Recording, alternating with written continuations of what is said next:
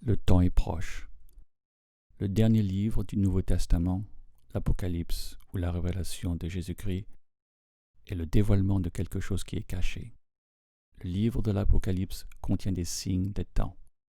Ce livre contient aussi des signes avant-coureurs pour les événements bouleversants à venir. Mais c'est aussi un cryptogramme divin de Dieu, ou un écrit qui cache un message secret. Dans l'évangile de Luc, Jésus a fait les déclarations consignées dans Matthieu, chapitres 24 et 37, et aussi dans Luc, chapitres 17 et 28, comme c'était au temps de Noé et comme c'était au temps de Lot, ainsi en sera-t-il au moment de la venue du Fils de l'homme, Jésus. Nous sommes dans une génération prophétique. Lorsque vous devenez une génération de prophétie, les signes avant-coureurs, les cryptogrammes et les signes deviennent évidents pour vous si vous êtes une personne qui a du discernement pour pouvoir discerner. C'est Jésus qui a dit aux pharisiens, vous pouvez dire le temps. Vous avez tous ces individus qui regardent le ciel, la couleur, pour déterminer quel sera le temps de demain, mais pourtant, vous ne pouvez même pas regarder devant vous et discerner les signes du temps. Afin de vous donner une meilleure compréhension du décodage de certains signes prophétiques finaux, nous examinerons 3 sources différentes. La source ultime de tous les temps, c'est la parole de Dieu, les histoires bibliques. Pour comprendre certains cryptogrammes et signes, vous devez revenir au Nouveau Testament en grec ou à l'Ancien Testament en hébreu, ou parfois à l'histoire ancienne pour découvrir la connexion de ce que ces histoires traitent, ou plus de détails de cette histoire que les écrivains des Écritures n'ont pas inclus, mais les historiens de cette période ont écrit. Pour cette raison, notre deuxième source sera Joseph. Né en 37, après Jésus-Christ à Jérusalem, témoin en 70 de la prise de sa ville natale par les Romains et de l'incendie du Temple, Flavius Joseph est le seul historien juif de cette époque dont l'œuvre a survécu. Joseph, témoin oculaire de la destruction du Temple. Joseph qui a écrit sur les rebelles à Masada qui ont résisté aux Romains. Cet homme a de grandes références historiques. Il écrit depuis la création, le temps d'Adam, le temps de la guerre des Juifs jusqu'à 70 après Jésus-Christ. La troisième source sont des écrits juifs sacrés comme le livre de Jasher, dit aussi livre du Juste ou le livre de la régénération d'Adam. Ce livre est mentionné dans l'Ancien Testament dans Josué chapitre 10 verset 13 et 2 Samuel 1er chapitre verset 18. Les écrivains de l'Ancien Testament ont mentionné ce livre à 2 reprises. De nombreux parchemins ont péri et ont disparu. Cependant, en 1840, dans un monastère, un livre a été trouvé et un universitaire britannique l'a pris et a commencé à le traduire. C'était une copie du livre de Jasher. Cet exemplaire a ensuite été publié en Grande-Bretagne et publié plus tard aux États-Unis. Nous utiliserons ces sources de temps en temps pour ce qu'on appelle combler les blancs ou les trous pour vous aider à comprendre les signes des temps en ce moment. Dans la Genèse chapitre 6, verset 7 et Matthieu chapitre 24, verset 38, nous connaissons les signes des jours de Noé, parce que la Bible dit dans Matthieu qu'il mangeait, buvait, se mariait, se donnait en mariage jusqu'à ce que Noé entre dans l'arche. Cependant, nous savons également du chapitre 6 de la Genèse qu'il y avait quelques signes supplémentaires mentionnés dont Jésus n'a pas parlé. Il parle de la violence qui était sur la terre. Jésus n'a pas mentionné cela. Nous savons que le chapitre 6 de la Genèse parle de la corruption, comment l'imagination était continuellement abominable. Jésus n'a pas mentionné cela, mais Moïse l'a fait dans le chapitre 6 de la Genèse. Nous allons aller à certains signes anciens pour vous montrer comment ces signes parallèlent les signes dans le monde entier d'aujourd'hui. Selon l'histoire juive ancienne, il y avait ce que l'on appellerait une manipulation de l'ADN qui se produisait à l'époque de Noé. Jasher, chapitre 4, verset 18, dit « Et leurs juges et leurs magistrats allèrent vers les filles des hommes et prirent leurs femmes mariées par la force selon leur choix. Et les fils des hommes en ce jour prirent du bétail de la terre, les bêtes des champs et les oiseaux du ciel, et firent le mélange des animaux d'une espèce avec une autre, afin d'eux avec cela de provoquer Adonai, ou Elohim, Dieu. Et Elohim vit toute la terre et elle était pervertie, car toute chair avait corrompu sa voix sur la terre, tous les hommes et tous les animaux. Alors qu'est-ce que ça veut dire? La Bible nous dit, dans la Genèse chapitre 6, verset 11, « La terre aussi était corrompue devant Dieu, et la terre était remplie de violence. » Puis dans Genèse chapitre 6, verset 12, il dit, « Dieu donc regarda la terre, et voici, elle était corrompue, car toute chair avait corrompu sa voix sur la terre. » Corruption signifie détérioration, se dégrader. Mais dans l'étymologie du mot, cela peut aussi signifier une fosse, un trou ou un donjon. Qu'est-ce qui s'est passé sur terre qui avait causé les hommes à creuser pour eux-mêmes un trou ou une fosse qu'ils ne pouvaient pas en sortir? Et donc, il y avait de la corruption sur la terre. Il y avait un mélange d'animaux. Il y a eu une expérimentation de mélange de la semence. Donc, selon la Bible, Noé était pur et juste aux yeux de Dieu. Les purs et les justes, selon les sources rabbiniques, indiquent également qu'il n'avait pas mêlé sa semence et qu'il ne s'était pas corrompu sous la forme de sa chair et mêlé sa chair. La bestialité était présente à cette époque, dont rien de tout cela se passait dans la famille de Noé, et cela les faisait parfaits dans les yeux de Dieu. Dans Genèse, chapitre 6, versets 1 à 4, il y avait aussi ce que l'on appelle la corruption morale, et aussi un mélange de la semence avec ce que l'on appelait les géants. La Bible dit combien l'imagination de l'homme était continuellement abominable. L'une des raisons pour lesquelles l'imagination des hommes était abominable est que la Bible dit dans la Genèse chapitre 6 verset 4 qu'il fut un temps où les fils de Dieu se furent joints avec les filles de l'homme et qu'elles leur eurent fait des enfants, des géants, les Néphilim, qui étaient de puissants hommes de renom. Dans le deuxième livre de Pierre, chapitre 2, verset 4, et Jude, verset 6, ces deux versets indiquent les gens déchus qui n'ont pas regardé leur premier état ou position. Et parce qu'ils n'ont pas gardé leur premier état, Dieu les a séparés de la terre, les a séparés des cieux et les a liés dans le Tartare, qui est l'enfer le plus bas, dans des fosses d'obscurité profonde jusqu'au jour en attendant l'heure du jugement. Une autre source est le livre d'Enoch. Enoch est un patriarche biblique. Il est le fils de Jared, le père de Méthusalem et l'arrière-grand-père de Noé. Enoch marchait avec Dieu, ce qui exprime une relation privilégiée avec Dieu. Sa durée de vie terrestre est courte en comparaison aux autres patriarches antédiluviens. En 1773, 3 manuscrits d'une traduction éthiopienne de cet ouvrage furent rapportés. Une traduction anglaise par Lawrence, parue en 1821, et le même savant publia en 1138 le texte éthiopien. Ce livre nous dit le suivant dans les chapitres 6 et 7.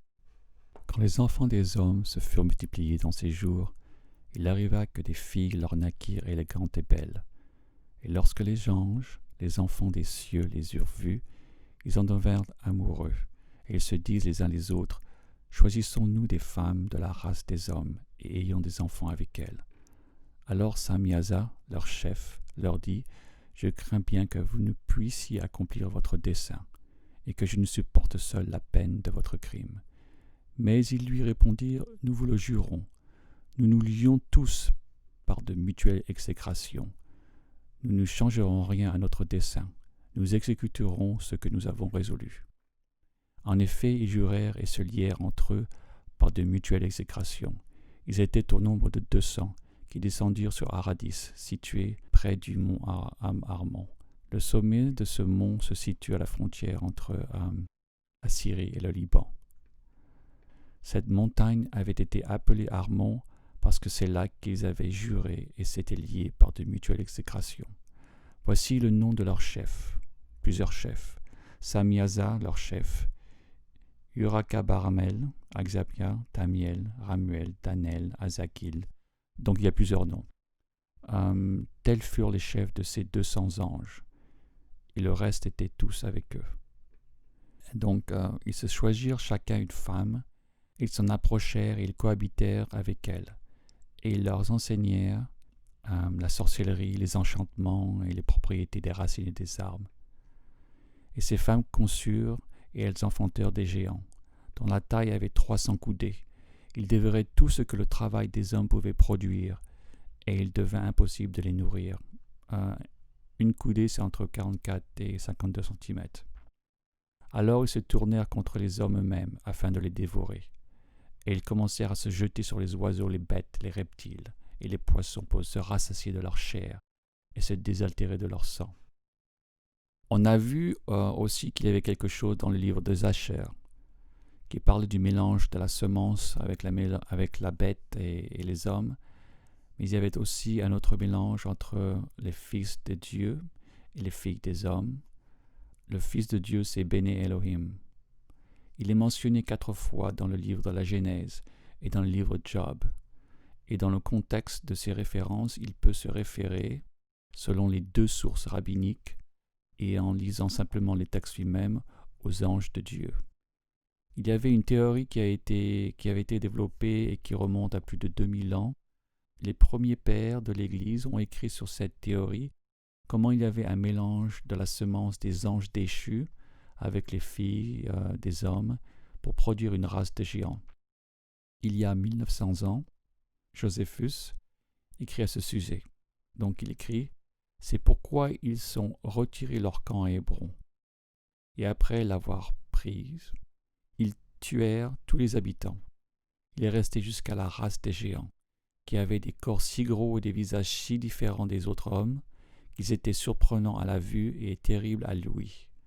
Les os de ces hommes sont encore visibles à ce jour, contrairement à toute relation crédible d'autres hommes. » Donc ça, c'est le livre Joseph, Antiquité des Juifs, livre 5, chapitre 2. Les œuvres de Flavius Josephus, traduites par William Whiston en 1895. Dans le 2e livre de Samuel, chapitre 21, verset 20, on parle d'un géant qui avait 6 doigts sur chaque main et 6 orteils sur chaque pied. Nous savons selon la Bible que les géants existaient. La Bible parle de Goliath, et dans le 1er livre de Samuel, chapitre 17, verset 4, il est 6 coudées et 1 travée. Les érudits vous disent que c'est environ 9 pieds et 9 pouces de hauteur, environ 3 mètres de haut. Mais le plus grand géant mentionné dans la Bible s'appelle Og, le roi de Bashan. Il est considéré comme étant le rescapé de la destruction des Raphaïm par les 4 rois au temps d'Abraham. Le lit d'Og, mentionné dans Deutéronome, chapitre 3, verset 11, mesure 9 coudées de long et 4 coudées de large. Donc ce lit que ce géant dormait est de 13 pieds de long par 6 pieds de large, c'est-à-dire 4 mètres de long par environ 1,83 m de large. Il était le roi des géants sur toute la zone des hauteurs du Golan.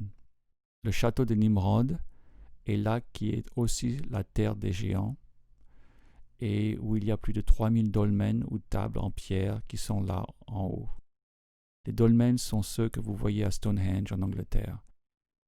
Il y en a aussi un peu partout en Europe et aux États-Unis. C'est une construction mégalithique préhistorique constituée d'une ou plusieurs grosses dalles de couverture posées sur des pierres verticales qui lui servent de pieds. Certains d'entre eux sont si grands que ceux qui y vont, surtout des ingénieurs, qui disent qu'il faudrait une grue pour les ramasser. Les archéologues font l'hypothèse de la façon dont cela s'est produit, mais ceux qui croient à la Bible disent que ce sont des hommes géants qui étaient si grands et si forts que c'était eux qui ont pu déplacer ces gros et lourds dolmens dans la région même du pays d'Og, le roi de Bashan. Je ne crois pas que ça soit exagéré, mais dans le livre d'Amos, chapitre 2, verset 9, il parle des Amorites. Ils étaient des géants dont la hauteur était comme la hauteur des cèdres. Ils étaient forts comme des chênes. C'étaient de vrais géants qui existaient et qui étaient massivement grands. Permettez-moi de vous donner 2 citations. Ceci est de Clément d'Alexandrie, livre 8, chapitre 6, page 272. Pour les esprits qui habitent le ciel, Les anges qui habitent dans la région la plus basse, étant peinés de l'ingratitude des hommes envers Dieu, ont demandé à Dieu s'il pourrait entrer dans la vie des hommes en devenant des hommes, et par rapport sexuel, il pourrait condamner ceux qui avaient agi ingrat envers Dieu. N'oubliez pas qu'il n'y a pas de Torah. La Torah n'est venue que 2500 ans après la création d'Adam. Il n'y a pas de mot écrit de Dieu, donc les hommes font ce qu'il est bien à leurs propres yeux. Alors les anges dirent, « Nous descendrons, nous leur apprendrons à vous servir Dieu. » Mais après avoir pris ces formes humaines, ils se sont transformés en la nature des hommes afin de vivre saints, et en montrant la possibilité de vivre ainsi, ils pourraient soumettre les ingrats à la punition, tout en devenant avec tous leur respect des hommes. Ils ont également participé à la luxure humaine, et étant amenés sous sa suggestion, ils sont tombés dans la cohabitation avec les femmes et d'être impliqués avec elles, car le feu lui-même étant par le poids de la luxure échangé dans la chair, ils ont essayé le chemin impie vers le bas. Les gens sont donc venus sur la terre. Ils sont venus sous la forme d'un homme humain. Ils vivaient parmi les hommes pour leur enseigner les choses de Dieu. Cependant, à mesure qu'ils prenaient la forme d'un homme, ils sont soumis aux tentations des hommes. Tout comme Jésus est devenu chair, Dieu au paradis a pris la forme d'un homme et est devenu chair, et pourtant il était tout Dieu et en même temps toute chair. Et pourtant, la Bible dit que Jésus a été tenté en tout point comme vous et moi, mais sans péché. Les anges, sous la forme spirituelle, ne peuvent pas avoir de relations sexuelles avec les femmes. Mais quand quelque chose est retiré du monde spirituel et devient dans le monde charnel, il peut assumer les désirs de la chair de la même manière que les personnes charnelles. Jésus, qui s'est incarné et qui était tout Dieu et pourtant tout homme, devient chair et pourtant soumis aux tentations. Et la Bible dit encore sans péché. Donc, en d'autres termes, sous forme de l'esprit, ils ne peuvent pas faire cela. Mais sous forme corporelle, les choses changent. Ensuite, Clément d'Alexandrie a ajouté dans une section que, en cotation, ces gens déchus ont enseigné aux hommes à utiliser les métaux, les pierres précieuses, les charmes, la magie, l'astrologie, et ont été appelés démons entrant dans la chair. Dans le chapitre 15, dans la section des géants, nous lisons ceci. Mais de leur rapport sexuel impur, des hommes fallacieux jaillirent et beaucoup plus grands de stature que les hommes ordinaires, qu'ils ont ensuite appelés géants. Pas ces géants aux pieds de dragons qui ont fait la guerre à Dieu, comme les mythes blasphématoires des Grecs, mais sauvages de manière, et plus grands que les hommes en taille, dans la mesure où ils sont nés des anges, mais moins que les anges parce qu'ils sont nés de femmes. Voici donc le point. Au temps de Noé, avant le temps du déluge et après le temps du déluge, les géants existaient. Avant cette époque, une manipulation de l'ADN avait lieu. Il y avait un mélange de la graine. Aujourd'hui, nous créons des graines artificielles. Pas la graine naturelle, mais la graine génétique que les oiseaux ne veulent même pas toucher. Nous manipulons des animaux. Il y a des laboratoires qui modifient génétiquement et mélangent des animaux ensemble, juste pour voir ce qu'ils peuvent trouver ou pour prendre leurs meilleures caractéristiques et probablement utiliser pour créer un super soldat. Si vous ne pensez pas que cela devient vraiment bizarre avec la manipulation génétique, ils arrivent au point où vous pouvez aller dans une clinique et choisir ce que vous voulez comme bébé, à quoi ressemble votre bébé. Vous pouvez modifier les chromosomes génétiques jusqu'à choisir votre bébé avec les yeux bleus, les cheveux noirs, et il ressemblera à ceci ou à cela. Il y a beaucoup de personnes spécialisées dans ces domaines, et les médecins sont au courant de tout ça, bien sûr. Nous avons déjà cloné Dolly, l'agneau, en 1996. Et l'une des choses les plus étranges est maintenant la création de robots avec une intelligence artificielle qui pensent comme des êtres humains. Quand j'entends parler de quelque chose de mécanique qui veut parler, vivre et agir et penser comme un humain, je me souviens du livre de l'Apocalypse, chapitre 13, où il y a une image de la bête créée par l'Antéchrist qui parle et vit, et si vous ne l'adorez pas, vous êtes décapité. Ce que je suis en train de vous dire est que l'histoire nous montre bien que dans les jours de Noé, il y avait un certain type de modification ou la manipulation de l'ADN, mêlant la semence qui corrompait l'humanité, corrompait la bête, corrompait toute chair. Nous voyons maintenant un parallèle dans notre science moderne, mais en le faisant passer à un autre niveau. Passons maintenant au jour de Lot. Du temps de Lot, il se passait quelque chose de très bizarre. Je voudrais vous lire ceci dans le livre de Zacher, ou du Juste. Chapitre 2, versets 19 à 22. On lit « Car en ces jours-là, les fils des hommes commençaient à offenser Elohim, Dieu, et à transgresser les commandements qui ont été donnés à Adam. Fructifiez et multipliez-vous sur la terre. Et certains des fils des hommes faisaient boire à leurs femmes un beuvrage qui les rendait stériles, afin qu'elles conservent leur visage et que leurs belles apparences ne flétrissent pas. Et lorsque les fils des hommes faisaient boire leurs femmes, Scylla but avec eux. Et les femmes qui donnaient des enfants apparaissaient abominables aux yeux de leur propre mari, comme des veuves, pendant que leurs maris vivaient, car ils étaient attachés seulement aux femmes stériles. En d'autres termes, les hommes dans la région de Sodome, à l'époque de Lot, étaient tellement remplis de luxure que s'ils voulaient s'assurer que si leur femme tombait enceinte, ils les obligeaient à boire quelque chose qui avortait le bébé. C'est un parallèle avec la pilule abortive d'aujourd'hui.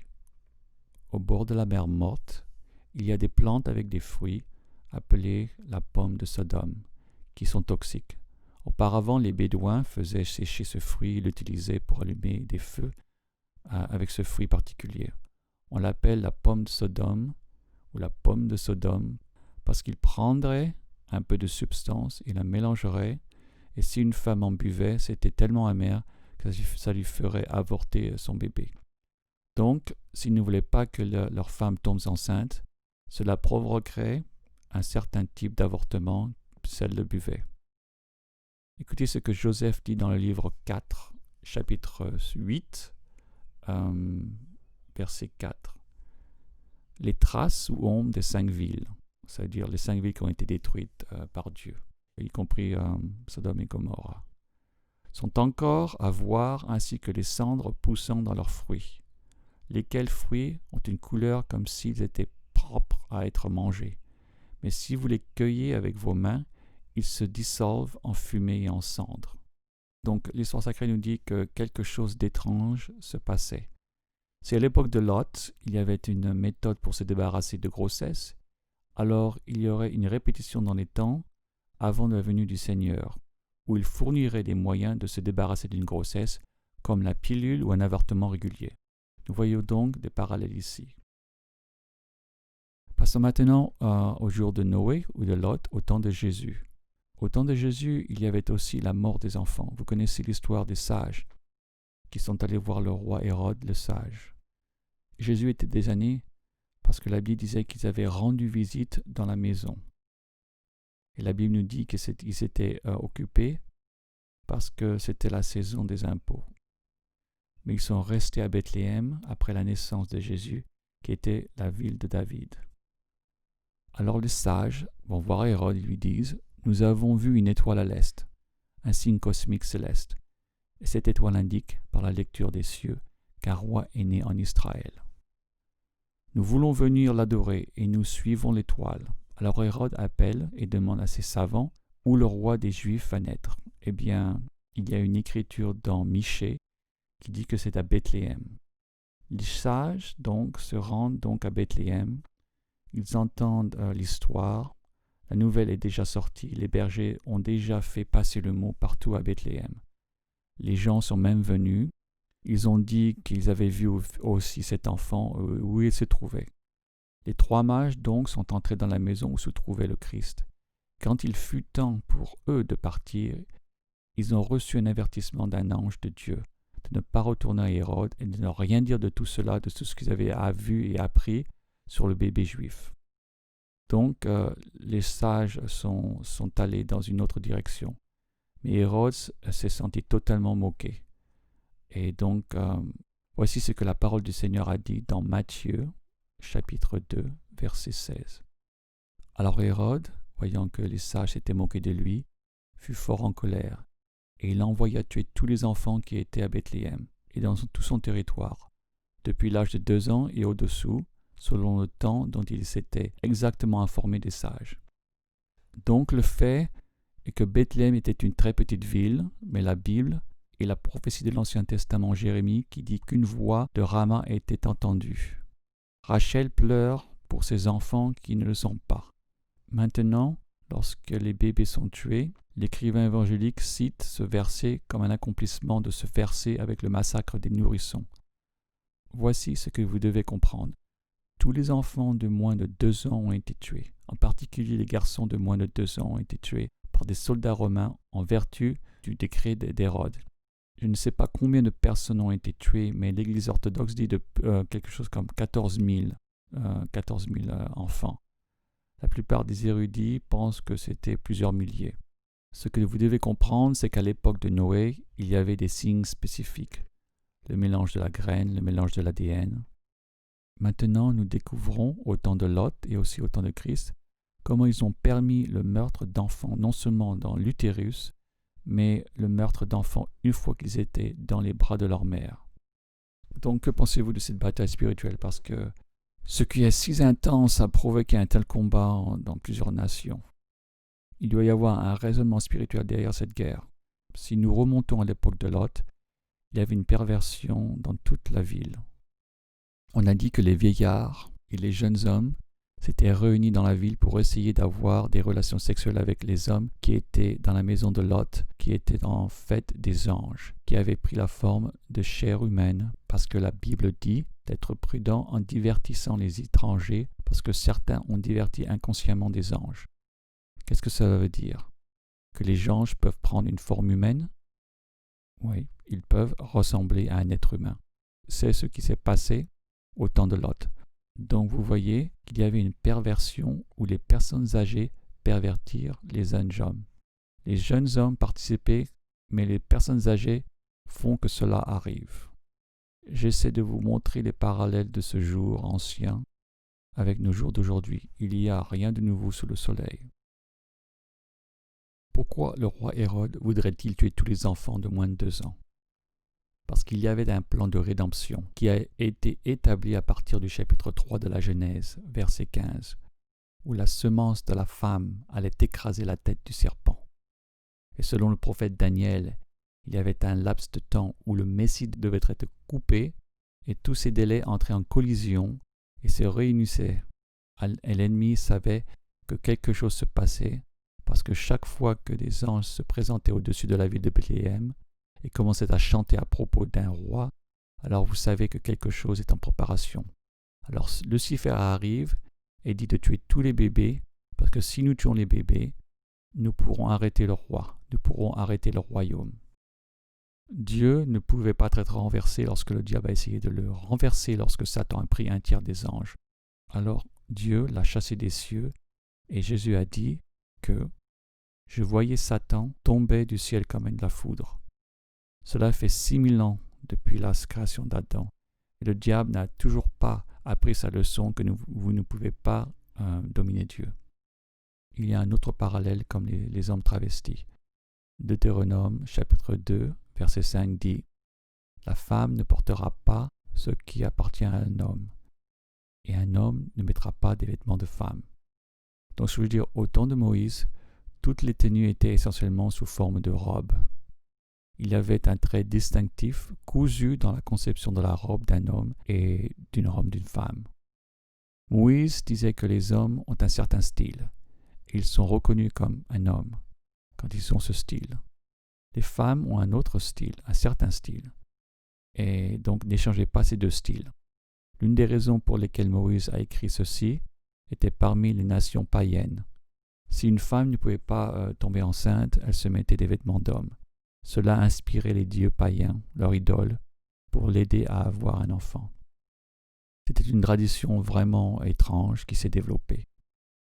Donc le point est simplement ceci. Il y avait du travestisme chez les païens et les adorateurs d'idoles dans le but de leur faire croire que cela créerait la fertilité chez la femme. Ce qui est également intéressant, si vous regardez certaines déesses romaines, comme Minerva par exemple, déesse de la prospérité et du succès, vêtue d'une tenue militaire comme un homme. À l'époque romaine, c'est devenu si pervers que Néron a épousé un jeune garçon. Néron a tué tué quiconque qui est venu contre lui.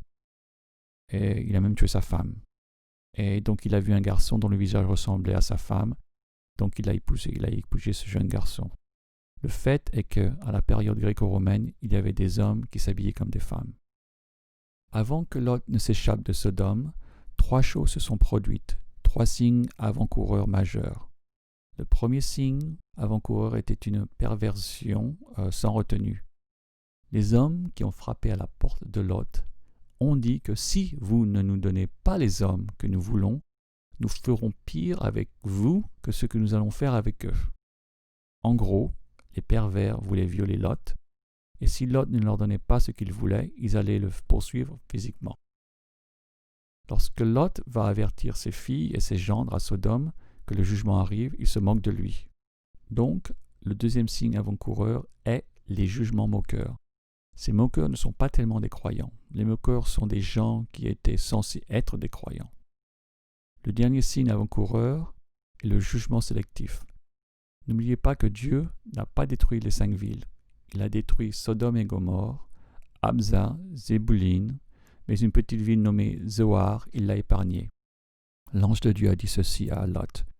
Voyez, je vous ai favorisé concernant cette chose. Aussi, je ne renverserai pas cette ville pour ce que vous avez dit. Dépêchez-vous de fuir vers la ville, car je ne peux rien faire avant votre arrivée. Dans le livre d'Ézéchiel, chapitres 38 et 39, il y a une bataille à venir appelée la guerre de Gog et Magog. Je ne suis pas ici pour essayer de déterminer s'il s'agit de la Turquie, de la Russie ou des 5 États islamiques du sud de la Russie ou d'une combinaison de tous, mais je tiens à souligner que la Perse, qui est l'Iran, mène cette armée contre les montagnes d'Israël. Et Dieu dit, je vais mettre un crochet dans leurs mâchoires et les tirer. Puis je vais les faire reculer, puis les faire redescendre. Il semble indiquer que la Perse ou l'Iran utilisera tous ses alliés en Syrie et au Liban et essayer de provoquer une guerre avec l'Israël. Ils vont entrer, mais Dieu va les arrêter. Et puis plus tard, Dieu va apporter le gros crochet avec cette grande coalition islamique et ce sera la grande bataille. Il peut donc y avoir une bataille avant la grande bataille. Ézéchiel 38 et 39 ne s'est pas encore produit. Il est très clair dans les textes que les prophètes ont dit que cela se produirait dans les derniers jours. Cela se produirait quand Israël ne sera pas des villages emmurés et cela se produira quand ils habitent en sécurité. Littéralement, tous les 3 sont présents à ce jour. Israël est retourné sur sa terre, ce qui devait arriver en premier. Ensuite, Israël doit habiter en toute sécurité dans leur ville, en dehors de quelques attaques terroristes occasionnelles ou de quelqu'un qui poignarde avec un couteau. Israël habite en toute sécurité, il se trouve dans des villages sans murs. Ainsi, toutes ces 3 parties de cette prophétie d'Ézéchiel, pour la première fois dans l'histoire, peuvent réellement se réaliser. Maintenant, quand est-ce que cette guerre aura-t-elle lieu? Je ne sais pas. Cela se produira-t-il avant le début de la tribulation de 7 ans? Est-ce lié au retour du Christ? Ou est-ce une guerre qui entre un peu dans la période de la tribulation? Ceux qui croient à la pré-tribulation croient qu'à un moment donné, ce n'est pas obligé que Jésus vienne et vous commencez la tribulation. Il peut en fait y avoir un écart. Vous pouvez prouver depuis l'époque de Noé, par exemple, qu'il pourrait y avoir un écart. Au temps de Noé, une période de grâce de 7 jours avait été accordée lorsque l'arche était prête jusqu'au moment du jugement. Il est suggéré qu'il pourrait y avoir un intervalle de temps entre la guerre de Gog et Magog et le début de la tribulation. Regardons ce verset dans Daniel, chapitre 9, verset 27. Un traité sera signé pour une semaine. Cette semaine représente 7 ans. Tous les érudits qui croient fondamentalement à la prophétie biblique croient que Daniel 9, 27 est un traité avec de nombreuses nations liées à Israël pour une période de 7 ans. Cependant, dans la guerre de Gog et Magog, il est dit qu'il y aura une guerre dans la région de Bassan, qui est le plateau de Golan, qui est la partie nord d'Israël près de la frontière du Liban et de la Syrie. Puis il y aura un problème sur la côte est de la mer, c'est la côte est de la mer Morte, et c'est la région de la Jordanie. Il est intéressant de noter que dans ces 2 régions, Israël cultive beaucoup de nourriture dans la région de la Galilée et dans la région du Golan. Et à l'est de la mer Morte, lorsque vous descendez la vallée du Jourdain, il y a des milliers de fermes qui n'étaient pas là de ce côté il y a 25 ans. N'oubliez pas que nous avons mentionné plus tôt que la Bible dit que Dieu met un crochet dans leur mâchoire. Le crochet pourrait être le pétrole et le gaz et la richesse de la mer Morte, mais ce crochet dans la mâchoire pourrait aussi potentiellement être la nourriture qu'Israël cultive. Dans la prophétie d'Ézéchiel, chapitre 39, verset 9, ceci est après la guerre. Et ceux qui habitent dans les villes d'Israël sortiront et mettront le feu et brûleront les armes, les boucliers, les arcs et les flèches, des mains et des lances, et ils les brûleront au feu pendant 7 ans. Donc, au milieu de l'année, l'Antéchrist envahit l'Israël. 7 ans, ici, est lié à l'alliance qui est faite. Pourquoi les nations islamiques voudraient-elles conclure un accord avec Israël? Parce qu'ils viennent d'être massivement vaincus dans une guerre. Ézéchiel 38 et 39 est si grand qu'il ne reste qu'un sixième des armées musulmanes. Alors que faites-vous? Vous concluez un accord avec Israël pour désarmer. Il ne s'agit pas seulement de nettoyer la terre pendant cette période de 7 ans, mais c'est un traité de paix de 7 ans. Mais alors l'Antéchrist formera sa propre armée en Syrie, au Liban, en Irak, et en Iran et en Turquie. Puis, dans 42 mois, la Bible dit que dans la prophétie de Daniel, il ira en Égypte et prendra le contrôle de la Libye et de l'Éthiopie. Il amasse une armée à travers eux, puis ils entrent tous en Israël. Alors Jérusalem est divisée en deux. L'Antéchrist occupe plus de la moitié de la ville. Il prend la section arabe qui est Jérusalem-Est, puis se ferait un chemin dans la section juive. Et c'est à ce moment-là que les Juifs commencent à fuir vers le désert, selon le livre de l'Apocalypse, pour échapper au danger de l'Antéchrist, où là Dieu protégera les restes des Juifs, peut-être à Pétra. Y a-t-il autre chose dans cette histoire qui pourrait en quelque sorte dire que l'enlèvement ou l'abduction des croyants par Dieu pourrait avoir lieu au moment de cette guerre ou juste après cette guerre? Ézéchiel 39, verset 8, dit « Voici c'est arrivé et c'est fait, dit le Seigneur Dieu. C'est le jour dont j'ai parlé. » Alors, qu'est-ce qui est arrivé et qu'est-ce qui est fait? Peut-être que lorsque Jésus dit « Je vais vous préparer une place, et si je vais préparer une place, je reviendrai. » Quand Jésus est mort sur la croix, il a dit que c'était fini, ou que c'était fait, quand la rédemption a été scellée. Le 7e ange a dit que cela est fait dans le livre de l'Apocalypse, parlant d'Armageddon. Christ rend toutes les choses nouvelles. Et à la fin du livre de l'Apocalypse, chapitre 21, verset 6, il a dit que c'était fait. Est-ce possible que cela est arrivé et c'est fait? Ce n'est pas seulement la guerre, mais c'est une référence cryptique que les prophètes y ont insérée et disent que lorsque vous voyez cela se produire, le retour du Messie est à la portée de main. J'ai bien d'autres choses que j'aimerais dire, mais je vais les garder pour une autre vidéo. Je vais expliquer ce combat spirituel qui a commencé avant notre création. Il y a une force spirituelle maléfique qui contrôle le monde entier depuis le début. Ce monde est temporaire. Nous vivons dans une matrice.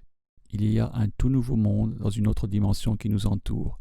Je crois sincèrement que CERN, avec le collisionnaire de Hadron, essaie de percer ce voile qui nous sépare de ce monde. Je veux juste passer ce message, car nous vivons dans les derniers jours. Les croyants ne sont pas nommés à la colère de Dieu. Les choses avancent très vite dans le monde. Les pièces de puzzle se mettent ensemble. Nous sommes tous esclaves du système. Ouvrez les yeux. Je veux juste vous indiquer la bonne direction. Pour chaque femme, chaque homme, chaque garçon et chaque fille, la Bible dit que Dieu a compté nos jours. Vous ne connaissez pas le jour, et vous ne pouvez pas changer ce jour-là. L'accord est de vous repentir de vos péchés et de venir à Jésus-Christ avant que votre temps se soit écoulé. C'est très simple et c'est facile à faire. C'est un cadeau gratuit. Il n'y a aucun travail impliqué. Vous n'avez rien à perdre. L'évangile de Jésus-Christ est si simple qu'un enfant peut croire. Beaucoup de gens viennent à la foi en Christ quand ils sont jeunes, parce que c'est très simple. Et ce message simple est le suivant. Le Dieu de la Bible a créé un monde très parfait. Genèse, chapitre 1, verset 31, dit que c'était bon quand il l'a terminé. Mais quelque chose est arrivé qui a rendu le monde à devenir imparfait, et c'est le péché. Le péché qui s'est produit à l'origine dans le jardin d'Éden, dans le chapitre 3 de la Genèse. Et à ce moment-là, Dieu a promis qu'un jour il enverrait un libérateur, un sauveur, qui ramènerait l'humanité à cette relation avec Dieu, parce que, une fois que le péché est entré dans le monde, il y a eu une séparation de l'humanité et de Dieu. Nous devions être ramenés d'une manière ou d'une autre. Nous avions besoin d'un sauveur, d'un intermédiaire qui était pleinement humain et pleinement divin. Et c'est ce qu'était le Seigneur Jésus-Christ il y a 2000 ans, quand il est venu dans ce monde. Ce qu'il a fait, il a vécu une vie parfaite. Il a accompli toutes les prophéties données à l'égard du Messie à venir. Il a fait des miracles, mais le plus grand miracle de tous est qu'il est mort sur la croix du calvaire pour vos péchés et le mien. Il est revenu d'entre les morts le dimanche de Pâques, en se montrant vivant pendant une 40aine de jours avant de monter au ciel. Et il a dit qu'un jour je vais revenir, je vais vous recevoir à moi. Où je suis, vous allez être aussi. Nous allons être avec lui pour toujours et à jamais. Alors maintenant, vous avez la possibilité de savoir, si vous ne savez pas qui vous êtes, pourquoi vous étiez ici, et ce qui va vous arriver quand vous mourrez, votre identité, votre objectif, ou raison d'être et votre destin. Vous avez été créé à l'image de Dieu et à la ressemblance de Dieu. Vous n'êtes pas une erreur d'évolution. Telle est votre identité. Votre but est de le connaître, d'avoir cette relation avec lui sur cette terre, sur cette planète. Et votre destin est d'être en sa présence pour toujours et à jamais. Et maintenant, vous pouvez le savoir en faisant une prière très simple. Alors je vais vous demander, où que vous soyez, fermez les yeux et inclinez la tête et priez simplement une prière quelque chose comme ceci. Seigneur Dieu, si tu es vraiment Dieu et Jésus-Christ, si tu es vraiment le Fils de Dieu, alors en ce moment, la meilleure façon pour moi de savoir comment, je veux te faire confiance en tant que Sauveur et Seigneur. Merci Seigneur Jésus d'être mort pour moi et mes péchés. Viens dans mon cœur et donne-moi le pouvoir de vivre pour toi. Au nom de Jésus. Amen. C'est aussi simple que ça. Je l'appelle simplement et il répond. Le voleur à côté de Jésus sur la croix a juste dit 2 mots. Souviens-toi de moi. C'est tout ce que vous avez à dire. C'est si facile à faire qu'un enfant pourrait le faire, pourtant si profond qu'il bute sur les esprits les plus élitistes, parce qu'il est si offensant pour notre chair, parce que nous nous humilierons à ce Dieu aimant.